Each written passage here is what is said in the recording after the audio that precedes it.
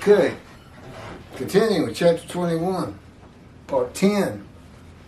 This is where I ended off. It's on verse 4 with Rashi's commentary, where he says, we thought he was hated by God. Okay, so we, that's the Jewish people, thought that he, that's the righteous servant, which they say is all of the Jewish people gathered as one man.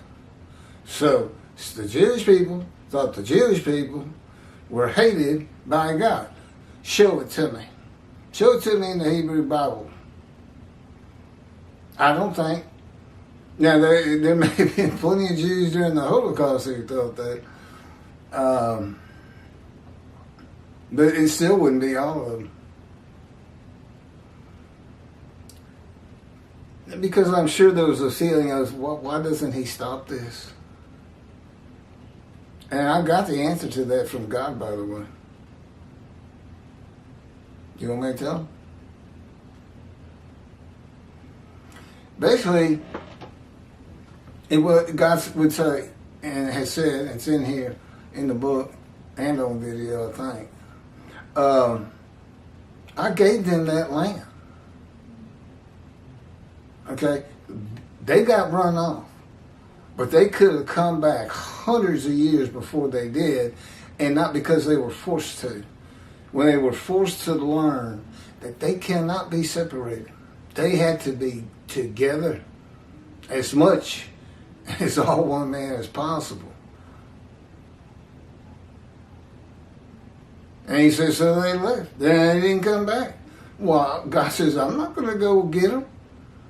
And I didn't cause the Holocaust to drive them back, as Tovia Singer teaches, which makes God just irate.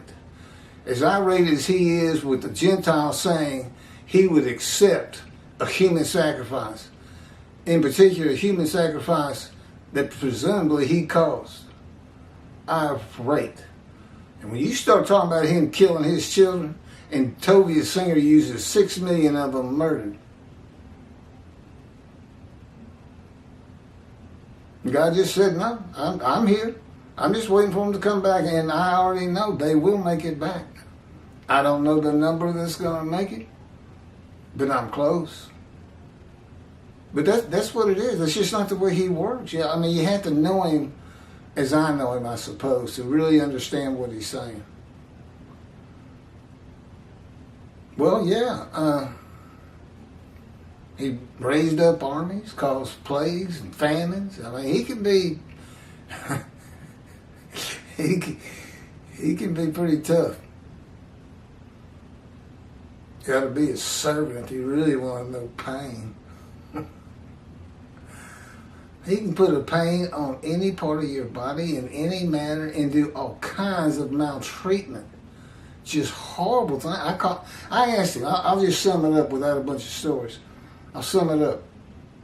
So I see these words, wounded, and God's teaching me that these words come from the fire of refinement that you're going through. Wounded, punished, maltreated, crushed, bruised, chastised. And I say, well, I see you doing all that with me. And people, I'm not talking about for 5 minutes. These things can go on for days, weeks, and months. Whatever he's doing at the moment. He's always coming up with something new. And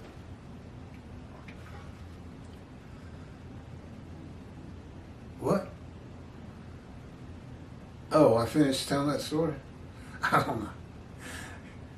He controls my mind. See, he's just caused me embarrassment on a video that I'm putting on for him as his representation.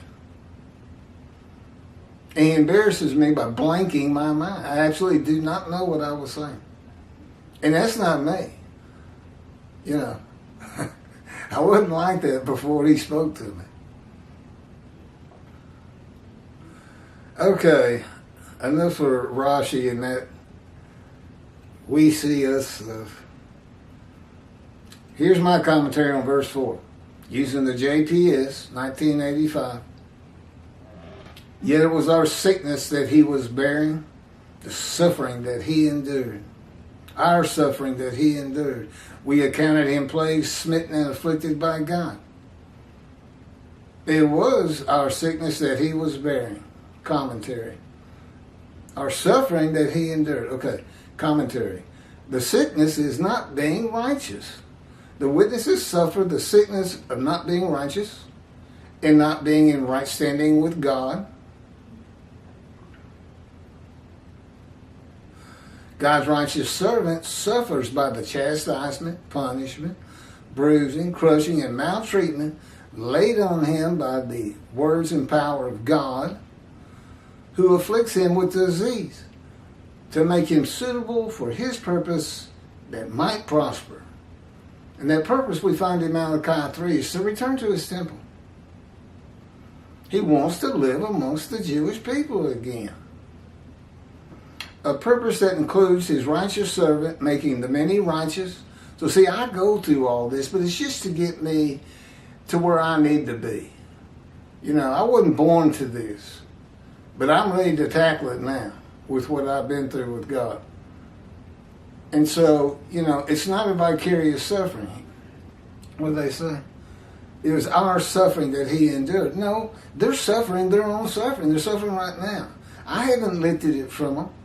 But as the righteous servant, preaching God's law and telling them that God is here and there's sin forgiveness in a new covenant, don't make any more mistakes. Get back to synagogue. And we're hoping, and God believes or knows, that's going to bring the many made righteous, who will turn into a multitude. And no, I do not have the numbers on that.